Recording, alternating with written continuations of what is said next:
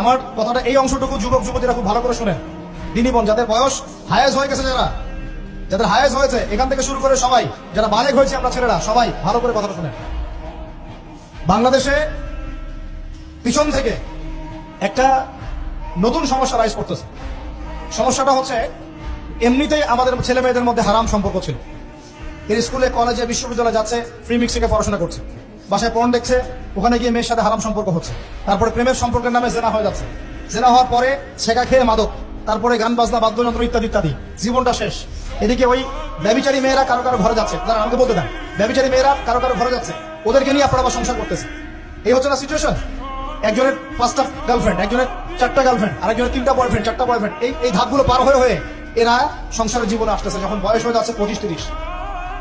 সমস্যা কিন্তু এটা ম্যাক্সিমাম সবার ক্ষেত্রে হচ্ছে বলবো না, অনেক একটা বড় অংশ এই সমস্যা ফেস করতেছে। এর মধ্যে এই ফ্রি মিক্সিং এর মধ্যে শুরু হয়েছে নতুন একটা জিনিস, যে ভালোবাসার আবার লিঙ্গ কি।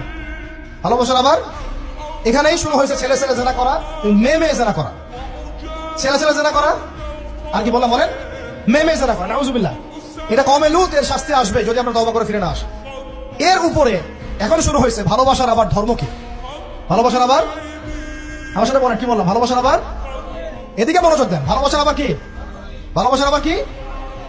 এই কথাটা, এই স্লোগানটা দিয়ে কি করা হচ্ছে আপনারা শুনেন।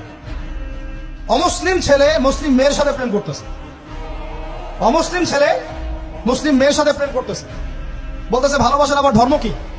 তুমি আমি একে অপরকে মহব্বত করি, ভালোবাসি, এর মধ্যে ধর্ম আসবে কেন? বলছে তুমি আমার ধর্মে দীক্ষিত হয়ে যাও, অথবা আমি তোমার ধর্ম কবুল করে মুসলমান হয়ে যাবো। এই মিথ্যা কথাগুলো প্রলোভন দিয়ে এখানে ওখানে পার্কে নিয়ে গিয়ে, চটপটে ফুচকা খাওয়ায়, কফি শপে নিয়ে গিয়ে, এভাবে আস্তে আস্তে আস্তে আস্তে মেয়েদেরকে লাইনে নিয়ে আসতেছে। আনার পরে শোনেন, কথা আগে শুনেন, বুঝেন। আপনি ঠিক বললেও ঠিক, এটা না বললেও ঠিক, চলতেছে এটাই সমাজ। এখন কথা হচ্ছে, আমরা যদি আমাদের বোনদের ইজ্জতকে বাঁচাইতে চাই, এই বিষয়টা সম্পর্কে সচেতন থাকতে হবে। মেয়েদেরকে ফুসলিয়ে ফাসলিয়ে এভাবে প্রেমের জালে ফেলে শেষমেশ বেড়ে নিয়ে গিয়ে ধর্ষণ বা গণধর্ষণ করে মেয়ের ওই ওভারির মধ্যে ওদের বীর্যপাত করে দিয়ে ওই ছেলেটার কোনো খবর পাওয়া যায় না, লাপাত্তা হয়ে যায়। কোনো কোনো ক্ষেত্রে টাকার বিনিময়ে মেয়েদেরকে পাচার করারও অভিযোগ পাওয়া গেছে। এবং এই কাজটার নাম তারা সংঘবদ্ধভাবে দিয়েছে, এর নাম নাকি লাভ জিহাদ। নাউজুবিল্লাহ। এবং বীর দর্পে ফেসবুকে পোস্ট দিচ্ছে, আজকে অমুক মেয়ের এটা করলাম, আজকে তমুক মেয়ের এটা করলাম। ভিতর থেকে একটা চক্র কাজ করতেছে, এবং এই চক্রের কেউই মুসলিম না, এই চক্রের কেউই কিন্তু মুসলিম না।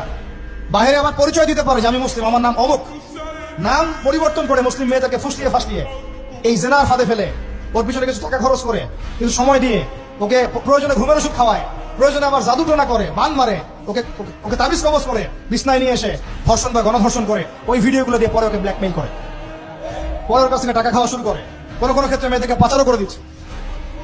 আমাদের মেয়েদেরকে বলতেছে কোনো অবস্থাতেই কোনো মুসলমান ছেলের সাথে কোনো অবৈধ সম্পর্কে যাবেন না।